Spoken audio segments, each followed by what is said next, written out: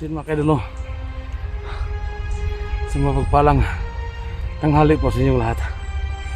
So ito na mga kaidolo. So ngayon lang tayo nag-unang ating kamera ulit. Kasi tinitipid po natin yung baterya, baka malubat po tayo mga kaidolo at hindi na po tayo makapagbigay ng update dito sa ating mission mga kaidolo. Tungkol po sa ligtas sa aking asawa. So ito mga kaidolo, so nakikita natin sa bandang ibaba, andito na po tayo, malapit na po tayo sa location na binigay ni Rebin kung saan niya dinala yung aking asawa mga kaidolo. So malapit na po tayo sa may creek, sa may sapa. So yan makikita natin dito, parang may creek na dyan. So dito lang tayo nag-unang kamera. So gaya ng sinabi ko, baka malubat po tayo mga kaidolo at hindi tayo makapagbigay ng update sa ating mga kasamahan, kasi alam pa natin mga kaidolo, so marami pong tumutulong sa atin, pero hanggang sa hindi pa kami nag-aabot mga kaidolo, kasi nakita natin sa kanilang mga video na may nasagupa din sila mga kaidolo, lalo na sila SG, sila Dax, saka si Inday, yung kasama nila, no, na nakita natin na may na-encounter sila mga kaidolo. So talagang naiintindihan po natin sila, kasi hindi na masyadong kabisado yung lugar na ito mga kaidolo. Kasi itong lugar na ito mga kaidolo, kung naalala nyo, dito ako sa bandang ibaba, naligtas ni Rebin dati dun sa bandang kanan, dun bandang ibaba sa gilid ng sapa, no. So dito ang location na binigay ni Rebin, na dito niya dinala yung aking asawa. So pinagtataka po natin mga kaidol, kasi kanina habang naglakad po tayo, may narinig po tayong parang maingay dyan sa baba, parang may may busis po ng sasakyan. Hindi natin alam kung ano yan, baka mga ano yan, mga gamit lang ni Rebin yan, baka ano yung sino yung mga kasama ni Rebin dito. So dubli nga tayo dito mga kaidolo, kasi alam po natin na talagang magano sila dito, no, ng mga patibong.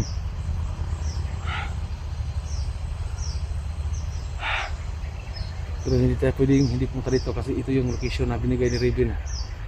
So nakita natin yung dalawang video na pinasan sa atin ni Rebin tungkol sa ginawa niya sa aking asawa.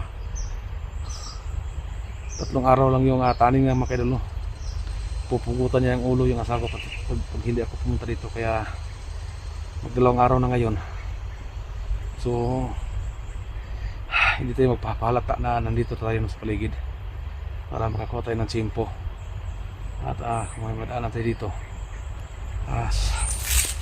itutumba natin. So ito, dala pa natin yung sumpit natin mga kaidolo. Malaking tulong to, kasi hindi lang malayan na dandahan natin silang itutumba. Kaya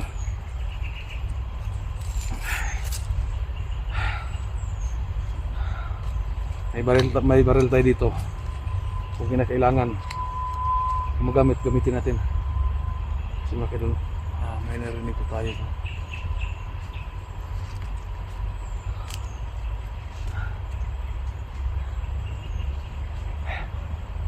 So papahinga muna tayo saglit, kasi mga 8 oras po tayong naglakad simula nang nag-upcam tayo. Kasi sinasadya natin, kasi yung kapira natin baka malubat yung baterya. Wala pa man tayong dalang power bank. So may power bank tayo, pero hindi natin nagamit kasi nasira na po yung power bank. Malaking tulong yun, pero wala na tayong magagawa kasi sira na yung power bank natin. Kaya tipid-tipid tayo ngayon dito sa baterya ng ating cellphone mga kaidolo.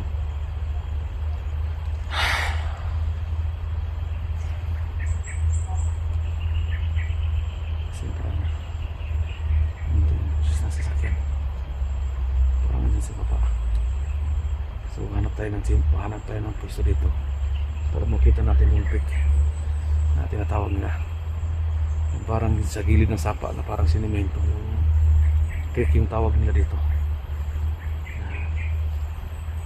Papakita ko sa inyo mga kaidolo kung ano yung tinatawag nila na creek. Ayan.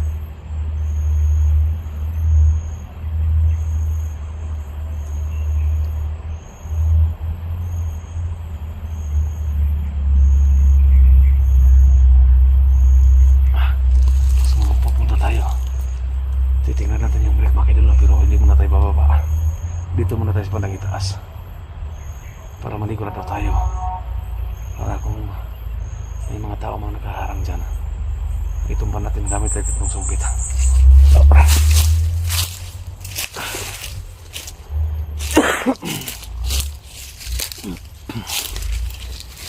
Yan mga kaidol, nakikita na dito yung yan o. Yan, i-zoom natin para makita natin yung creek na tinatawag nila. Ayan. Yung parang simento sa gilid ng sapa mga kaidol. Ayan. So, kung naalala ninyo mga kaidol, kung nakita nyo sa aking video yung previous video ko, dyan banda, doon tayo naligtas sa Riven. Kaya, walang ibang creek dito. Kasi ang sabi niya, pumunta ka sa area kung saan kita naligtas dati, yung My Creek. So walang ibang location mga kaidol kung ito lang. So dyan banda, dyan tayo naligtas sa Riven. Nakita niyo yung malaking kahoy, yan, dyan banda. So yan o, parang ito yung tinatawag nila na creek. Ayan, parang simento na nasa gilid ng sapa, kasi sapa yan mga kaidol. So dandahan tayo punta doon.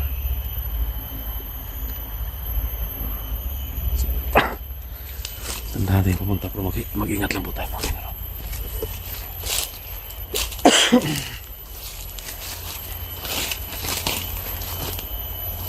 Mga kaidol, may kalaliman ito mga kaidol. Yung bangin, malalim na bangin dyan, malalim na bangin yan. Yun ang sapa, yun ang tinatawag nila creek.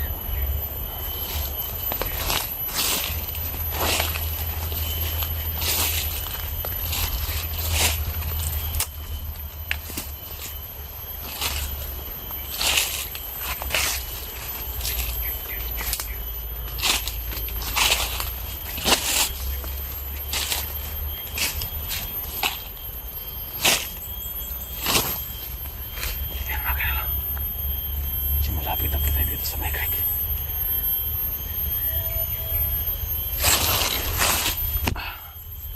So kailangan natin magmasid muna dito.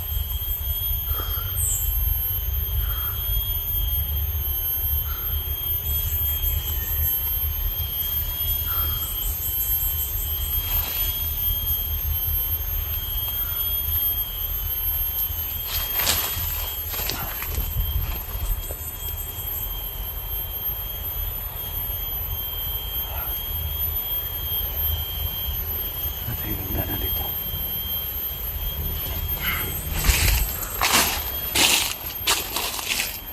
Yan. Medyo may kalaliman dito mga kaidol.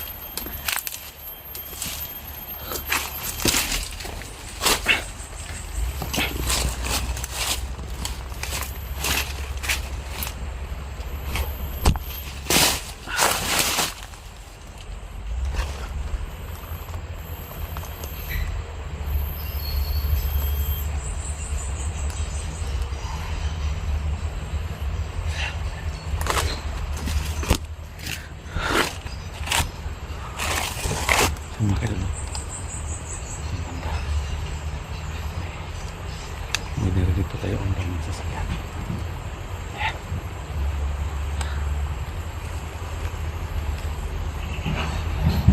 Ayan mga kaidol.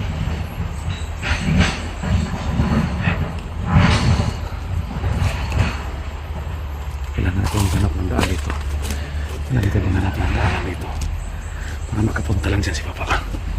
Yun mga kaidol, yun ang creek na tinatawag lang mga kaidol. Siguro hanapin natin kung saan si Raven nag-standby dito, kasi idadala niya yung asawa ko mga kaidol. Ayan, nasa Barangay pa. Parang kung narinig niya mga kaidol, mula dito may narinig pa tayong ingay, pero hindi po tayo sigurado kung ano yan.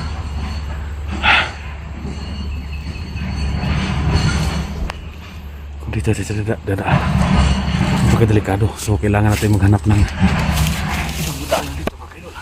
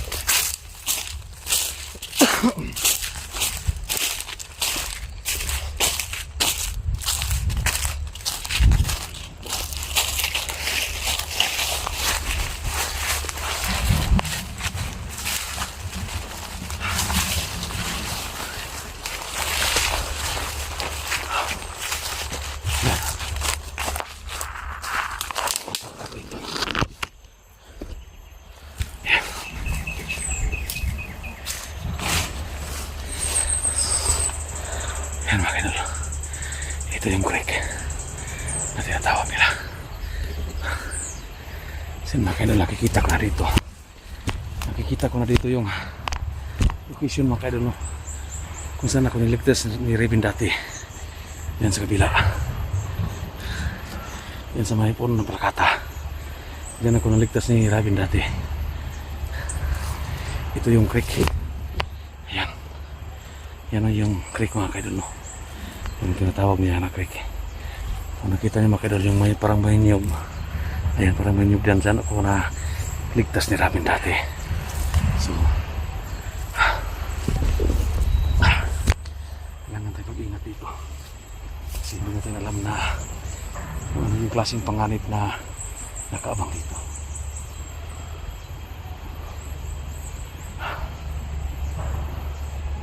Kailangan ko talagang gawin ito mga kaidol, no? Para kaligtasan ng aking asawa mga kaidol. Kasi walang awa si Raven. Walang utang na loob. Ginama niya yung asawa ko.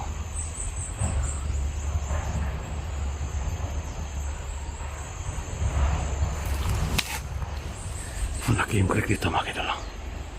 Yan.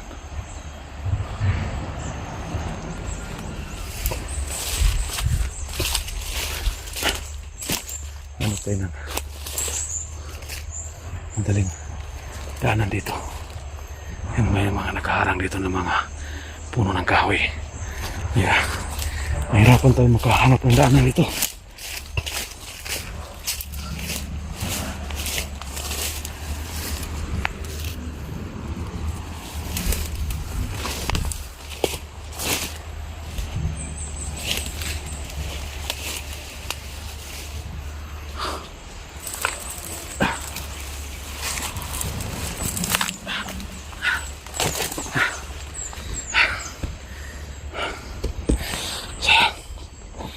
Ito yung tinatawag na creek mga kaidol.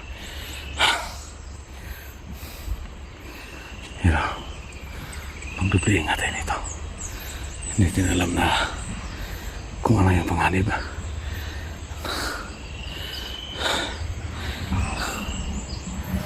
Bago tayo pumawa dyan.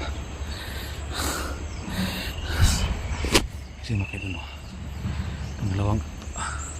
pangalawang alamin natin dito. Yung ingay dyan sa baba. Ayan, parang nagkukukay. Kung hindi ako nagkakamali, parang bako yan. Ano ko yung ginagawa? Yan sa baba, no?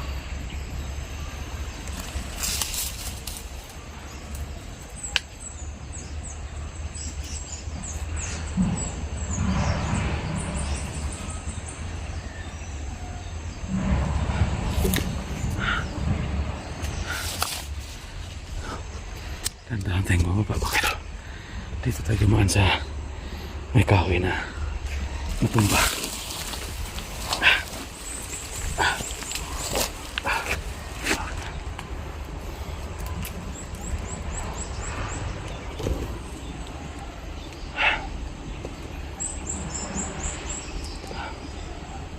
Ibang amoy dito. Parang patay. Parang bulok. Bulok na bangkay mo. Nabaho dito.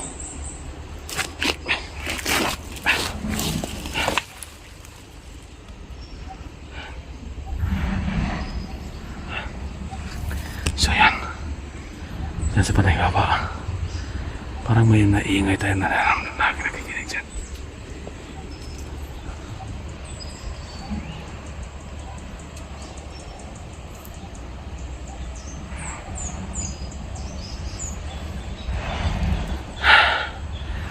Nandito na tayo sa creek na tinatawag na Raven. Yan. Pagmasdan natin paligid.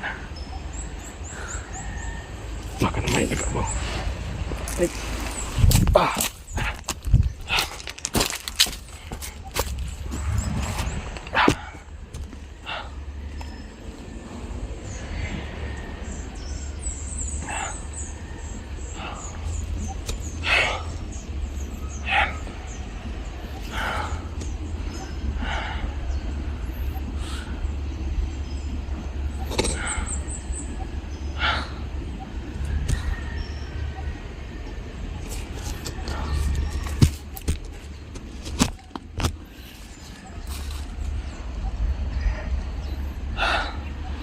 Puntahan mo natin dyan banda.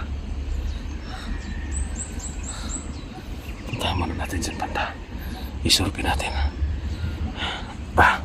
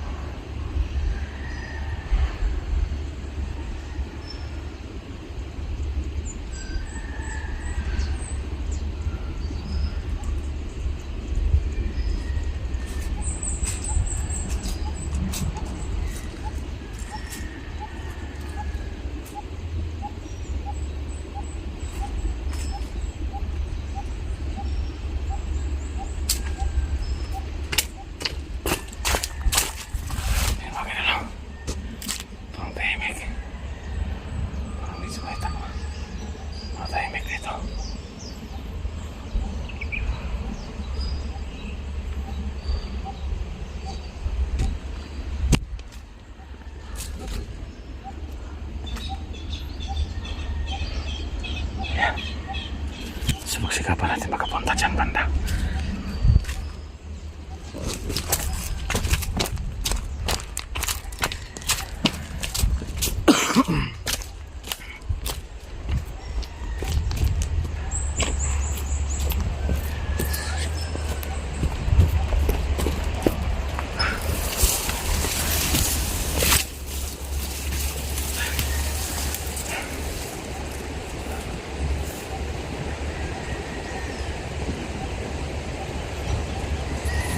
Malapit pa tayo sa creek.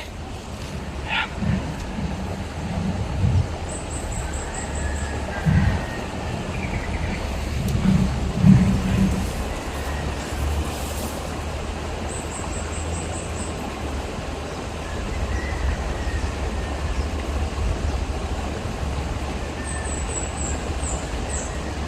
So mga kaibigan, nakapasok na po tayo dito sa location.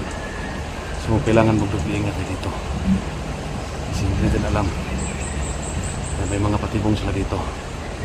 Hindi pa kung baga di kaya may mga taong nakalat dito.